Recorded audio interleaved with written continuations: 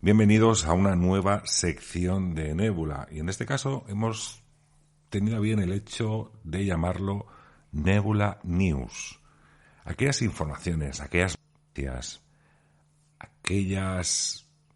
aquellos casos que surgen de golpe en la prensa, tanto en televisión, radio, redes sociales y tantos otros lugares. Nos hemos propuesto el hecho de haceros llegar estas noticias cuanto más extrañas o que llaman la atención, por lo menos que sean curiosas. Buenas noches, Patricia Alonso. ¿Qué tal con este Nébula News? Buenas noches, Raúl. Buenas noches, nebuleros. Bueno, pues una nueva sección, ¿no?, que tenemos. Porque de vez en cuando vemos noticias de este estilo que desde luego llaman mucho la atención y marcan. Y bueno, pues creemos que tenemos que contároslo. Y de hecho así es. Tengo que deciros que hemos tardado unos días más después de ver esta noticia por un simple motivo. Nos hemos puesto a investigar si esto era una realidad, era una leyenda urbana, era un mito creado en Internet, pero para nuestra sorpresa nos hemos dado cuenta que es un caso totalmente verídico y real. Otra cosa quizás sea el resultado final, pero cuanto más sí que es cierto como noticia. Y para ello, yo creo que lo más conveniente en este caso, Patricia, sería que empecemos de lleno a explicar o narrar el caso que hemos elegido como este primer Nébula News. ¿Y de qué estamos hablando? Pues hoy traemos una historia sinceramente aterradora, porque creo que pocas cosas tienen que ser más terribles que el perder a un hijo. Pero bueno, imagínate, esta es la historia de Christopher Todd Eric. Christopher fallece un 10 de noviembre de 2012, aparentemente en extrañas circunstancias, como luego un poquito más adelante os vamos a contar. Pero lo más terrible de esta historia no es eso, sino que años después, su madre, después de haber llevado a cabo una cruzada enorme contra la familia del padre, contra el propio padre, contra la funeraria, médicos forenses, contra la justicia en general, un día decide acudir a una exposición en Las Vegas llamada Real Bodies. Es una exposición en la que se exhiben cuerpos reales de personas que están, ¿cómo se dice, Raúl? Plastificadas, ¿no? Son plastificadas, sí. Son cuerpos que están como plastificados. Y la sorpresa es mayúscula cuando esta mujer se planta delante de una de esas figuras, en concreto la número 27, la figura llamada El Pensador, y en ese momento ella ve esa figura, se la queda mirando y dice, es mi hijo.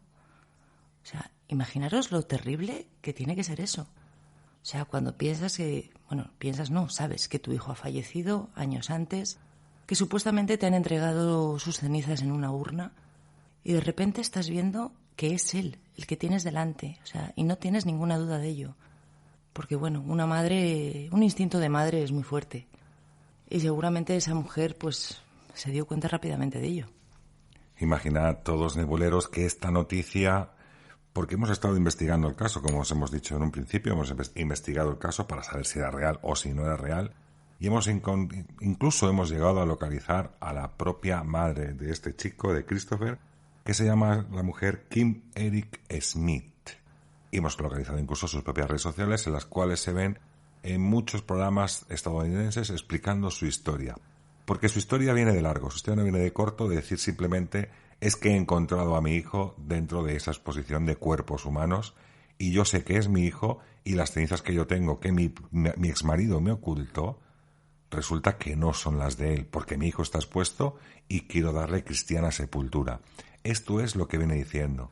Imaginemos que, por lo que hemos visto, por lo que hemos detectado, estamos hablando prácticamente que esta exposición tuvo que ser prácticamente año 2023. Estamos en el 2025 y ahora está quemando y ardiendo en redes sociales y en todas partes. TikTok, YouTube, yo creo que por todas partes. Pero que sí que es cierto que es un caso muy conocido en Estados Unidos. Pero no tan solo nos hemos quedado en que una madre encuentra a su hijo muerto hace unos años en una exposición de cuerpos humanos. Nos tenemos que regir por la historia y qué es lo que se cuenta y qué sabemos de todo esto, Patricia. Bueno, pues sabemos, como os he dicho antes, que el 10 de noviembre de 2012 Chris aparece muerto en su cama de una residencia donde estaba, bajo extrañas circunstancias. De hecho, fijaros que hay hasta 3 informes forenses. O sea, no se ponían de acuerdo.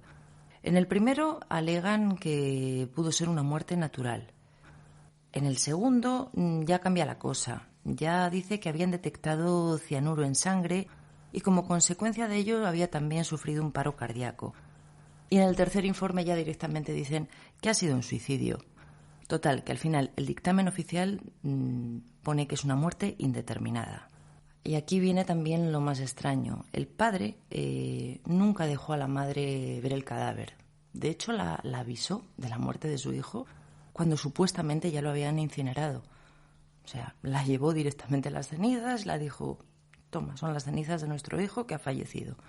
Pues imaginaros para esa madre. O sea, como os decía antes, esta historia yo creo que supera la ficción. Pero esta historia tiene un comienzo y empieza muchísimo antes.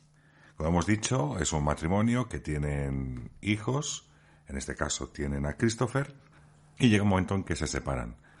El padre, de bombero de profesión, se traslada a otro condado en Estados Unidos y su hijo toma la decisión, o el matrimonio toma la decisión, esto no lo tenemos claro, es una de las preguntas que hemos hecho directamente a la madre. Si nos responde, no os preocupéis porque haremos un programa especial de preguntas y respuestas, en este caso con Kim. Y este chico toma la decisión de marcharse con su padre bombero, a vivir con él y mantener pues típicas relaciones de padres separados, pero en este caso con la guardia y custodia por parte del padre. Y aquí nos encontramos un hecho que es lo que empieza a marcar toda esta historia y esa lucha de esa madre coraje que tiene a día de hoy.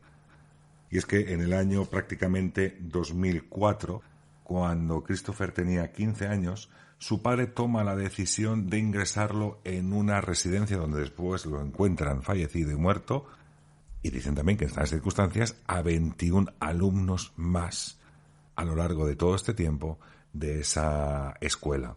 La escuela se llama Escuela Texas Excel Academy. Es una escuela que no imparten clases de español o de inglés o de naturales. Es una escuela de la modificación o para la modificación del comportamiento, para personas que tienen algún tipo de problemática. Y muchos os preguntaréis, ¿quién son estos pacientes que acuden a este tipo de escuelas de comportamiento? Bueno, pues acuden a esta modificación de conducta, sobre todo niños y adolescentes, pueden acudir por problemas como comportamientos disruptivos en el aula, dificultad para seguir normas, interrupciones, largo etcétera, problemas de adaptación, dificultad para relacionarse con compañeros, frustración por el contenido escolar, etcétera. Trastornos de conducta como rabietas frecuentes, desafío a la autoridad, etcétera. Conductas desafiantes como rechazo a las normas y agresividad. En adultos esto puede acudir por problemas de ansiedad, depresión o fobias, donde la modificación de conducta puede ser una herramienta útil para abordar la situación. Problemas de relaciones interpersonales, problemas de adicción, como por ejemplo adicción al juego, donde la modificación de la conducta puede ayudar a controlar estos impulsos. Ejemplos con problemas de comportamiento que se abordan: niños con altas capacidades pueden presentar problemas de conducta en el aula o en casa debido a la falta de adaptación al contenido escolar o problemas de adaptación en el ambiente familiar. Pueden necesitar ayuda para aprender a controlar impulsos, manejar la ira y mejorar habilidades de comunicación. En pacientes con adicciones, como os he dicho al principio, son factores desencadenantes de la adicción, desarrollar mecanismos y afrontamiento para evitar posiblemente lo que será la recaída. Aquí viene la gran problemática, porque según Kim, según la madre, su niño no tendría por qué haber sido ingresado en esta escuela Excel en Texas, porque según ella dice y relata bajo los escritos que también hemos podido ver que realizaba Christopher, este chico no tenía ningún tipo de problemática en ese sentido, o por lo menos ella así lo afirma. Además, fíjate lo que dices tú ahora, su madre siempre lo ha afirmado. Era un chaval alegre, que le gustaba el deporte, con muchísimas ganas de vivir. Entonces, ¿dónde estaba el problema? ¿Por qué su padre lo metió allí? ¿Y por qué esta mujer afirma y lleva un montón de años diciendo que lo que le ha ocurrido a su hijo ha sido un asesinato por parte de su padre y la familia de incluso de su propia abuela. Exactamente, porque como hemos dicho, la historia empieza que esta madre coraje lo primero que hace es intentar demostrar esas incoherencias, como hemos dicho, que existen en todos los dictámenes de la autopsia, en la cual uno dice que es por muerte natural, otros dicen que es por una muerte por envenenamiento, otros dicen que tuvo un paro cardíaco, pero pese a todo ello sobrevivió durante 12 horas después del primer paro cardíaco, y todo esto sin que ella estuviera informada ni enterada. Yo no sé cómo funcionan, por ejemplo, las leyes en Estados Unidos, pero entiendo que si también es padre, aunque tenga la patria potestad el padre en ese sentido, la madre también tenía que ser consciente de todo ello. A lo mismo que el entierro y que el padre tome la decisión de acabar quemando el cuerpo y entregarle simplemente las cenizas. Yo creo que esa parte legal sí que la tiene que tener. Pero bueno, centrándonos de nuevo en el caso, esta madre coraje, como hemos dicho, empieza una lucha en contra de esta institución donde dice, o por lo menos ella alude y afirma en muchas ocasiones, que aparte de Christopher, su hijo, han muerto 21 personas, 21 alumnos más en extrañas circunstancias. Recordemos también que el tema de la depresión lo hemos notificado antes con estos problemas de la conducta. Pero ella dice que hay 21 muertes en extrañas circunstancias. Incluso hemos podido recabar información de las propias fotografías que se realizaron en el momento que se encontró el cuerpo. Es decir, que está todo documentado. Es cierto que de alguna forma puede estar modificado en varias ocasiones, pero al mismo tiempo también existen esas fotografías detallan un poco qué es lo que pudo ocurrir en esa habitación. De hecho, en una de las fotografías ella hace hincapié en que su hijo, que está reflejado en uno de los informes también, de que su hijo tiene un pinchazo en el cuello. O sea, como si a través de ahí le hubiesen podido inyectar algo. Y como la autopsia dice, tenía una carga de cianuro y además ella también hace una investigación. Bueno, ella no hace una investigación, la hace el sargento Timothy Neil Thompson Scott, sargento que llevaba también la investigación de la muerte, en este caso, de Christopher. Y en ello dice que se compra este cianuro a través de la compañía Amazon. La madre, completamente pensativa, ella cree que su hijo sigue insistiendo en que nunca se quiso suicidar, que nunca quiso quitarse la vida, y llama a la compañía de Amazon. Y ella además incluso graba esa conversación que tiene con Amazon y dice que la responsable de la compra de ese cianuro pertenece a la abuela paterna llamada Patsy Eric, que tan solo lo que hizo la abuela fue colocar el nombre de su nieto y el correo electrónico de su nieto para hacer la petición a Amazon. Cosa que también creo, ¿no, Patricia, que Amazon también ha desmentido de alguna forma?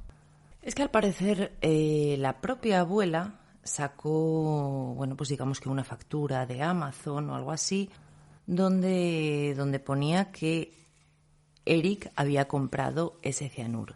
Entonces la madre se puso en contacto con Amazon. Les envió la factura, el certificado, y ellos mismos la contestaron que era falso. Ese no era el auténtico. El auténtico estaba firmado por la abuela. Y aquí viene el kit de la cuestión. Quizás un hijo problemático, problemas de conducta en el domicilio, ataques de ira, no sabemos. ¿Suficiente como para poder asesinar a tu propio hijo? Esto es lo que está afirmando en ese sentido Kim, la madre de Christopher. Pero y claro, resulta que después quieren sacar un beneficio, y esta es la otra acusación que hace Kim hacia su padre y sobre todo a la familia de su padre, que no es otra que la venta del cuerpo de su hijo para que sea plastificado y expuesto. Claro, una vez que ella se da cuenta de que realmente su hijo no está incinerado, empieza a atar cabos y lo que ella dice: ha sido mi exmarido el que ha vendido el cuerpo de mi hijo para encubrir el asesinato y obviamente para sacar un beneficio de ello. Y aquí nos metemos de lleno en otra conspiración hacia ese tipo de museos que exponen cuerpos, que ella pide información sobre los cuerpos que están expuestos, en concreto sobre el pensador que ella dice que es su hijo, y esta empresa le dice que simplemente que que los cuerpos que reciben son cuerpos donados a la ciencia, y como tal no tienen por qué dar ningún tipo de información de a quién pertenece cada cuerpo. Pero claro, yo me pregunto, si yo doy mi cuerpo a la ciencia, estoy legando a la ciencia mi propio cuerpo para que sea investigado de alguna forma y con ello estoy dando el permiso para autorizar de que ese cuerpo es mío. Si consiguen una cura, por ejemplo, o consiguen cualquier cosa que puedan, ¿por qué no se puede, digamos, de alguna forma saber quiénes son los que están expuestos? Yo creo que en este caso, por ejemplo, de esta exposición de cuerpos humanos, que yo creo que es bastante delicado ya simplemente por ir a ver cuerpos que sabes que en su momento han estado en vida y que ahora están momificados de alguna forma o plastificados.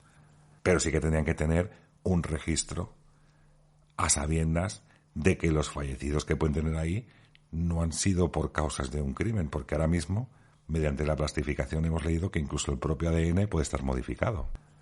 Hombre, está claro que el museo tiene que tener registros de quién han sido los donantes, quién son esas personas. Pero, como muy bien has dicho, ellos afirman que todos los cuerpos provienen de donaciones totalmente legales. Entonces, es lo que os hemos dicho, Kim empieza también una lucha contra el museo.